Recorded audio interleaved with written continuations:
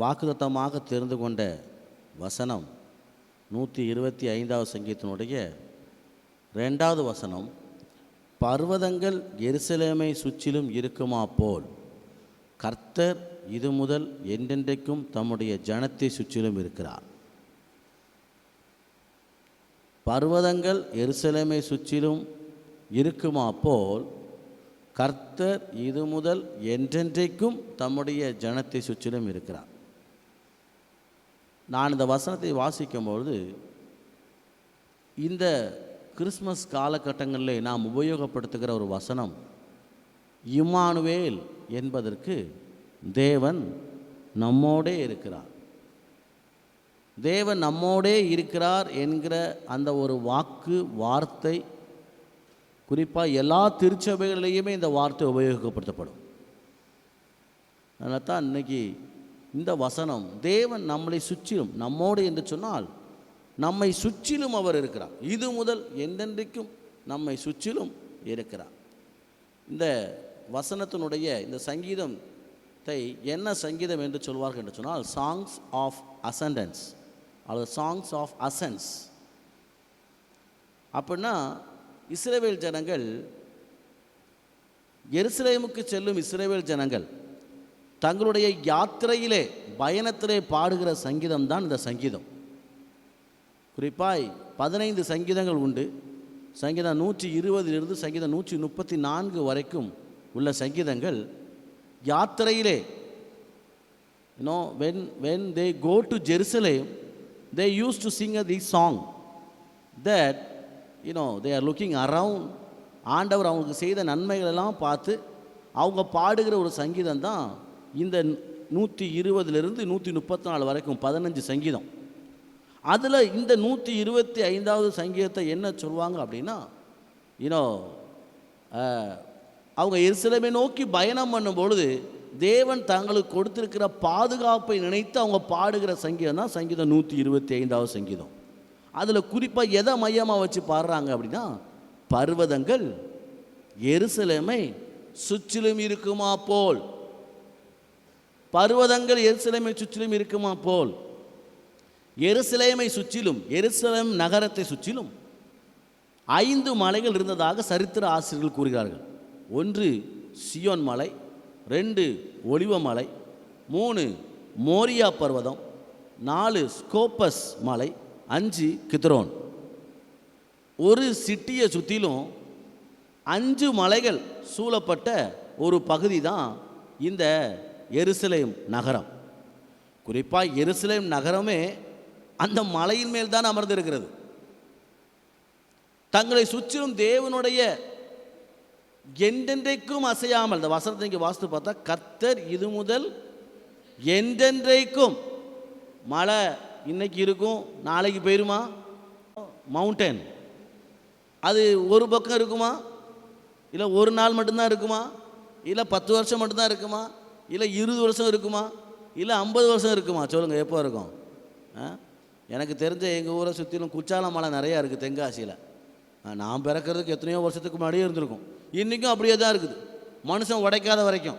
இன்றைக்கி எம்சாண்ட் வேண்டுன்னு சொல்லி இப்படி இந்த வேலூர் போகிற பாதையில் பார்த்தா நிறைய மலையெல்லாம் பாதி காணும். நீங்கள் பார்த்தா தெரியும், மனுஷன் தான் அதை ஒன்றும் இல்லாமல் ஆக்குறான். ஆனால் வசனத்தின் அடிப்படையில் அது என்றென்றைக்கும் இருக்கும். அப்போ ஆண்டவர் அந்த மலைக்கு ஒப்புமையாக இன்னைக்கு நாளைக்கு அடுத்த நாளுக்கு மட்டும் கிடையாது, நாங்கள் சாகிற வரைக்கும் இந்த மலை என்ன செய்யும்? அன்னைக்கு எம்சென்ட் மிஷின் இல்லை இல்லையா? அதனால இந்த மலை பத்திரமா இருந்துச்சு இல்லையா? பாருங்கள், இன்றைக்கி எங்கேயும் இந்த 5 மலைகள், சியோன் மலை, ஒலிவ மலை, மோரியா பர்வதம், ஸ்கோப்பஸ், அது பைபிளில் கிடையாது. ஸ்கோப்பஸ் புவியியல் ஆராய்ச்சியாளர்கள் ஸ்கோப்பஸை பற்றி சொல்கிறாங்க. அது ஒரு பர்வதம், எருசலேமிலிருந்து பார்த்தா அது ஸ்கோப்பஸ்கிற ஒரு மலை உண்டு என்று. கித்ரோன் எல்லாத்துக்குமே தெரியும், கித்ரோன் ஆற்றை கடந்து போகிறதான அது ஒரு பள்ளத்தாக்கு மலை. இத்தனை மலைகளும் சூழ்ந்துள்ள ஒரு கோட்டை தான், ஒரு இடம்தான் எருசலேம் பர்வதம் அல்லது எருசலேம் நகரம். அப்போ அப்படி இயற்கையாக ஒரு கோட்டை போல இருக்கிற பாதுகாப்பை நினச்சி இஸ்ரவேல் ஜனங்கள் பாடிய ஒரு பாட்டு தான் இந்த ஒரு சங்கீதம் 125. எங்களை சுற்றிலும் ஆண்டவர் இருக்கிறார், என்றென்றைக்கும் அசைக்க முடியாத ஆண்டவர். அந்த மலைக்கு ஒப்புமையாக சொல்கிறாங்க. they just compare with the God's presence with that mountain which around them. There are 5 mount which around them. அவங்க அந்த பாதுகாப்பை ஃபீல் பண்ணுறாங்க. அவங்க அந்த எதிரியினுடைய கைகளிலிருந்து, ஏன்னா நம்ம பார்த்தாலே தெரியும் எதிரி எந்த ஏறி வர முடியாத அளவுக்குள்ளதான மலைகள். அவங்க ஏறியே வந்தாலும் இட் பி விசிபிள். ஒரு மலையில் ஒரு கூட்டம் எருமி வருதுன்னா ரொம்ப விசிபிள். அப்படி தேவன் நம்மளை பாதுகாக்கிறார். அவருடைய பாதுகாப்பு எப்பொழுது நம்மோடு இருக்கிறது. அவர் நம்மை சூழ்ந்து உள்ளார். எப்பொழுது நம்முடைய கண்களுக்கு தெரியாத ஒரு தெய்வீக ஒரு பாதுகாப்பு நம்மை சுற்றிலும் இருக்கிறது என்று சொல்லி அவர்கள் உணர்வதை நாம் பார்க்க முடிகிறது. நீங்கள் ஏறத்தாழ நான் சொன்ன எல்லா மலைகளுடைய பெயர்களையும் நீங்கள் பார்த்தீங்கன்னா தெரியும். வேதத்தில் ஒவ்வொன்றுக்கும் ஒவ்வொரு ஆதாரங்கள் உண்டு. ஈவன் மோரியா பர்வதம் என்று சொல்வது ஆதியாகமம் 22ஆம் அதிகாரத்தில் தொடங்கப்பட்டிருக்கிறது. ஒரு நாளாகமம் 3ஆம் அதிகாரத்திலேயே சாலமோன் இதற்கு எருசலேமில் உள்ள மோரியா பர்வதத்தில் தான் கர்த்தருடைய ஆலயத்தை கட்ட ஆரம்பித்தான் என்று சொல்லப்பட்டு, கர்த்தருடைய ஆலயமே மோரியா பர்வதத்து மேல் தான் அமர்ந்திருக்கிறது. நான் அந்த மோரியா மலைக்கு பேர் தான் டெம்பிள் ஆஃப் சாலமோன் என்று சொல்லுவார்கள். சாலமோன் கட்டின தேவாலயம் அங்கே அமர்ந்திருக்கிறது. நான் ஏன் இந்த வசனத்தை நான் கோட் பண்ணி சொல்கிறேன், எப்படி தேவனுடைய பாதுகாப்பை ஜனங்கள் ஃபீல் பண்ணுறாங்க பாருங்களேன். ஒரு மலை சுற்றிலும் இருக்கிறது போல அவர் நம்மோடே இருக்கிறார். Emmanuel, the God is with us. எப்படி இருக்கிறார் ஆண்டவர்? எருசலேமை சுற்றிலும் இந்த பர்வதங்கள் இருப்பது போல ஆண்டவர் எப்படி இருக்கிறாராம்? நம்ம சுற்றிலும் இருக்கிறார். நம்ம சுற்றிலும் இருக்கிறார். சங்கீதக்காரன் மிக தெளிவாக வச்சிருக்கான். எங்கிட்டு பார்த்தாலும் எருசலேமில் எங்கிட்டு பார்த்தாலும் என்னதான் தெரியுது எனக்கு? மலை. நாங்களும் மலை மேலே தான் இருக்கிறோம். எங்களை சுற்றிலும் கோட்டை மாதிரி இருக்குதுப்பா. அதான் இந்த வசனத்தை யூஸ் பண்ணுறாரு. பர்வதங்கள் எருசலேமை சுற்றிலும் இருக்குமா போல் என்றென்றைக்கும் நம்முடைய ஜனத்தை சுற்றிலும் இருக்கிறார் என்று சொல்லப்பட்டிருக்கிறது. அதைத்தான் நீங்கள் சங்கீதம் 139வது சங்கீதம், அதே அந்த ஆரோகண சங்கீதம் தான். அதை நீங்கள் வாஸ்து பார்த்தா உங்களுக்கு நல்லாவே தெரியும். சங்கீதம் 139வது சங்கீதத்தில் 2வது வசனம் 3வது வசனம், என் உட்கார்தலையும் 139 verse 2 and 3 வாசிங்க. உட்கார்தலையும் என் எழுதலையும் நீர் அறிந்திருக்கிறீர், என் நினைவுகளை தூரத்திலிருந்து அறிகிறீர். நான் நடந்தாலும் படுத்திருந்தாலும் என்னை சூழ்ந்திருக்கிறீர், என் வழிகளெல்லாம் உமக்கு தெரியும். எங்கே இருக்கிறீர்? சுற்றிலும் இருக்கிறீர் அப்படின்னு சொல்கிறதுக்கு ஒரு அடிஷ்னலாக அதுக்கு ஒரு வியாக்கியானம். அடுத்த ஒரு 5 சங்கீதம் கழிச்சு 10 சங்கீதம் கழிச்சு அவர் என்ன சொல்கிறார் அப்படி பார்த்தீங்கன்னா என்ன சொல்லப்பட்டிருக்குது சொல்லுங்க பார்க்கலாம். நான் உட்கார்ந்துருந்தாலும் நீ அங்கே இருக்கிறீரப்பா, நான் எந்திரிச்சாலும் நீர் அங்கே இருக்கிறீர், என் நினைவில் கூட நீர் இருக்கிறீர், நான் நடந்தாலும் இருக்கிறீர், படுத்திருந்தாலும் என்னை எப்படி இருக்கிறீர்? சூழ்ந்து இருக்கிறீர். நம்ம இப்போ அந்த சங்கீதத்தை அப்படி தான் பார்த்தோம். நீர் என்னை சூழ்ந்து இருக்கிறீர். அதுதான் வாக்குத்தத்தமாக எடுக்க சொன்னேன். என்னை சூழ்ந்து இருக்கிற தேவனுடைய பிரசன்னம், சூழ்ந்து இருக்கிற தேவனுடைய பாதுகாப்பு. எப்படி சொல்கிறாரு? சூழ்ந்து இருப்பது என்பது நான் நடந்தாலும் உட்கார்ந்தாலும் படுத்தாலும் என்னுடைய சிந்தனையில் என் நினைவுல கூட நீர் எப்படி இருக்கிறீரா? என்னை சூழ்ந்து இருக்கிறேன். ரொம்ப மிக தெளிவாக அதுதான் யோபு பக்தன் சொல்லும் போது நீங்கள் வாசித்து பார்த்தா யோபு 23 அதிகாரம் அதனுடைய 9வது வசனத்தில் யோபு பக்தன் என்ன சொல்வார்? 23:9 அவரை காணேன்.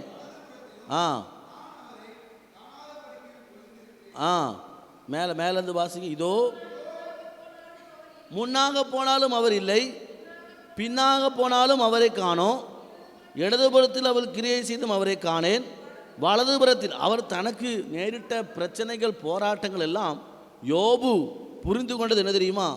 ஐயோயோ, எங்கிட்டு பார்த்தாலும் நான் ஆண்டவரை பார்க்க முடியலையே, என்னை சூழ்ந்திருக்கிற பிரசன்ஸை பார்க்க முடியலையே அப்படின்னு சொல்லிட்டு 10வது வசனத்தை சொல்றாரு. ஆனாலும் நான் போகும் வழியை அவர் அறிவார், அவர் என்னை சோதித்த பின் நான் பொன்னாக விளங்குவேன். நான் போகிற பாதை அவருக்கு தெரியும். தோ I did not see him, நான் முன்னாடி பார்த்தேன். when I look front I cannot see him, look back I cannot see him, look right side I cannot see him, look left side I cannot see him, but one thing I remember that His presence is with me. என்னை சோதித்த பின்பு நான் எப்படி விளங்குவேன்? சுத்த பொன்னாக விளங்குவேன். என்னை சுற்றிலும் இருக்கிற அந்த ஒரு தேவனுடைய பிரசனம். அதுதான் அந்த சங்கீதத்தில் அவர் சொல்றாரு, எருசலேமை சுற்றிலும் மலைகள் சூழ இருக்கிறது. இந்த 5 மலைகள் சொன்ன பாருங்க, அந்த 5 மலைகளும் சூழ அந்த எருசலேம் எங்களுக்கு எவ்வளோ பெரிய பாதுகாப்பு. அது ஒரு நாள் பாதுகாப்பு, 2 நாள் பாதுகாப்புகள் அல்ல. அது மனுஷர்கள் போடுகிற பாதுகாப்பும் அல்ல, அது மனுஷருடைய பாதுகாப்பு அல்ல, இயற்கையாகவே தேவன் ஏற்படுத்திய ஒரு பாதுகாப்பு. அது ஒரு நாள் 2 நாள் பாதுகாப்பு அல்ல, நிரந்தர பாதுகாப்பு. என்றென்றைக்கும் பர்வதங்களும் மலைகளும் என்றென்றைக்கும் நிலைத்திருப்பது போல என் தேவனுடைய அந்த ஒரு வல்லமை, அந்த ஒரு பாதுகாப்பு எங்களுக்கு என்றென்றைக்கும் இருக்கும். கொஞ்சம் யோசித்து பாருங்க, ஜனவரி மாதத்துலேருந்து இந்த 11 மாதம் முடிஞ்சு 12வது மாதம் வரைக்கும் தேவன் உங்களை சுற்றிலும் எப்படி இருந்தார்னா ஒரு பர்வதம் போல இருந்தார். ஆமேன்னு சொல்லுங்களேன். அவர் ஒரு பர்வதம் போல இருந்தார். His presence was like mount which around the Jerusalem. அப்படி இருந்துச்சு அவருடைய பிரசன்ஸ். பாதுகாப்பு, போக்கில் வரத்திலும் பாதுகாப்பு, பயணங்களில் பாதுகாப்பு, விபத்துகளில் பாதுகாப்பு, இனி மரண தருவாயில் பாதுகாப்பு. எவ்வளவோ மருத்துவமனைக்கு நம்ம போயிருப்போம், தேவனுடைய பாதுகாப்பு, நம்முடைய பிள்ளைகளுக்கு பாதுகாப்பு. எத்தனை இடங்களிலே கர்த்தருடைய கிருபையும் தயவும் நம்மளை சுற்றிலும் பாதுகாப்பாக இருந்தது. கர்த்தர் அதை ஞாபகப்படுத்த சொல்கிறார். வெறுமனே இம்மானுவேல் தேவன் நம்மோடே இருக்கிறார் அப்படின்ட்டு சொல்லாமல் நம்ம அவருடைய பிரசன்ஸை எப்படி ஃபீல் பண்ணோம்னா, அவர் எப்படி இருக்கிறாராம்? ஒரு பர்வதம் போல, மலைகள் போல. இம்மானுவேல் எப்படி இருக்கிறாராம் சொல்லுங்க பார்க்கலாம். அவர் நம்மோட இருக்கிறார். நல்ல கிறிஸ்மஸ் நம்மோட இருக்கிறார். எப்படி நம்மோட இருக்கிறார் அப்படிங்கிறதான் சங்கீதக்காரன் சொல்கிறாரு. அவங்கெல்லாம் பாட்டாக பாடுகிற சங்கீதத்தில் சொல்லப்பட்டிருக்கு, எங்களை சுற்றிலும் பர்வதம் போல இருக்கிறார். சங்கீதம் 32 சங்கீதத்தில் சங்கீதக்காரன் சொல்லுவார். சங்கீதம் 32 10வது வசனத்தை வாசித்து பாருங்க.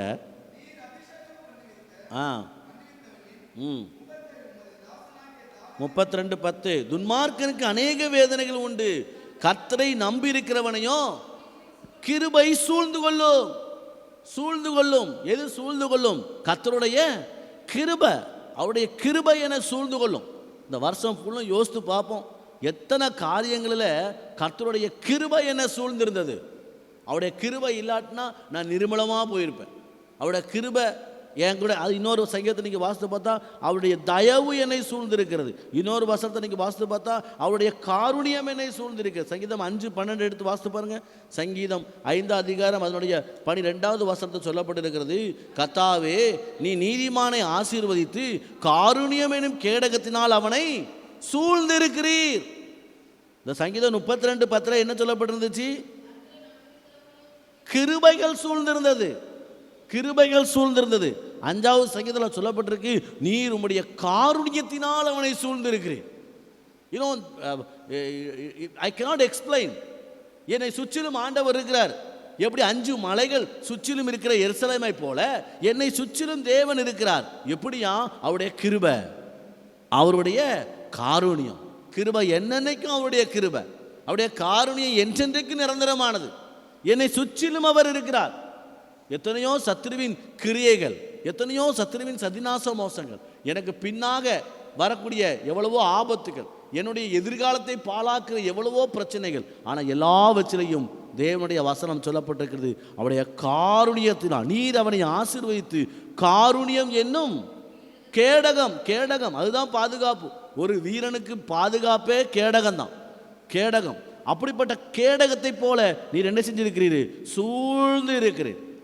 ஈவன் சங்கீதம் 34வது சங்கீதம் அதனுடைய 7வது வசனத்தில் இவ்வாறாக வாசிப்போம் என்று சொன்னால், கர்த்தருடைய தூதன் அவருக்கு பயந்தவர்களுக்கு சூழ பாளையம் இறங்கி விடுவிக்கிறார். சுற்றிலும் சூழ்ந்திருக்கிறார். கர்த்தர் தம்முடைய தூதர்களை நம்மை சுற்றிலும் பாதுகாப்பாக வைத்திருக்கிறார்.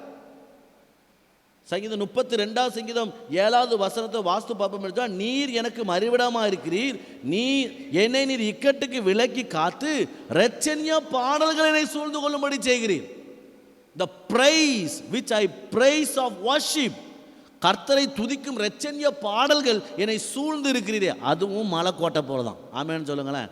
சில நேரம் நமக்கு ஒன்றுமே ஓடாட்டினாலும் 2-3 பாட்டை பாடினாலும் நம்ம நேரத்தை ஓட்டவும் பாருங்க. இன்னும் sometime we felt that what I can do, then automatically we will sing many songs. I am not talking about cinema songs.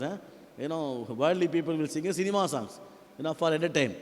So we will sing a lot of praising songs. ஆண்டவரை துதிக்கிற ரட்சிப்பின் பாடல்களை பாடுவது எப்படியா? அவருடைய பிரசன்னம் என்னை சூழ்ந்து இருக்கிறது. அவருடைய பிரசன்னத்தினால் நாம் பாதுகாப்பாக, தேவன் நம்மளை பாதுகாப்பாக வைக்கிற அந்த ஒரு பிரசன்னத்தை தான் இங்கே சொல்லப்பட்டு இருக்கிறது. எனக்கு பிரியமானவர்களை நான் சொல்லிக்கொண்டே போகலாம். எனக்கு அதே சங்கீதம் 139வது சங்கீதத்தில் நீங்கள் வாசுது தான் எனக்கு முன்னும் பின்னும் எனக்கு பாதுகாப்பு. வேறு எங்கிட்டு திரும்பினாலும் எனக்கு நீங்கள் தான்ப்பா இருக்கிறீங்க. என்னுடைய கடந்த காலம், என்னுடைய எதிர்காலம் எல்லாவற்றிலையும் என்னை சூழ பாளையம் இறங்கி என்னை பாதுகாக்கிற கர்த்தர். அவருடைய தயவு, அவருடைய கிருபை, அவருடைய காருண்யம், அவருடைய இரட்சணிய பாடல்கள் என்னை சூழ்ந்திருக்கும்படி செய்கிறது. இப்போ நீங்கள் சொல்லணும், இம்மானுவேல் என்றால் தேவன் நம்மோட இருக்கார். எப்படி இருக்கிறாராம்? பர்வதம் மலைகளைப் போல என்னை சுற்றிலும் ஒரு கோட்டையா கேடகமாக அவர் சுற்றிலும் இருக்காராம். நிறைய தடவை நம்ம அதை மறந்துடுறோம். நம்ம ஜாலியாக ஓகே எப்போது போல் நம்ம வாழ்க்கை ஓடுதுன்னு ஓடுறோம். எவ்வளவோ நம்ம தவறு செஞ்ச போதிலும் தேவன் நம்மளை தண்டிக்கலை. நம்மளை ஆண்டவர் ஒன்றும் எங்கேயும் நம்மளை அசிங்கப்படுத்தலை, கேவலப்படுத்தலை. காரணம் என்ன அப்படின்னா அவருடைய கிருபை நம்மளை சூழ்ந்திருக்கிறது, அவருடைய காருண்யம் நம்மளை சூழ்ந்திருக்கிறது, அவருடைய இரட்சணிய பாடல்கள் நம்மளை சூழ்ந்திருக்கிறது, அவருடைய தயவு நம்மளை சூழ்ந்திருக்கிறது. ஸோ ஆண்டவருக்கு நன்றி செலுத்த கடமைப்பட்டிருக்கிறோம். ஆமேன், ஆமேன்.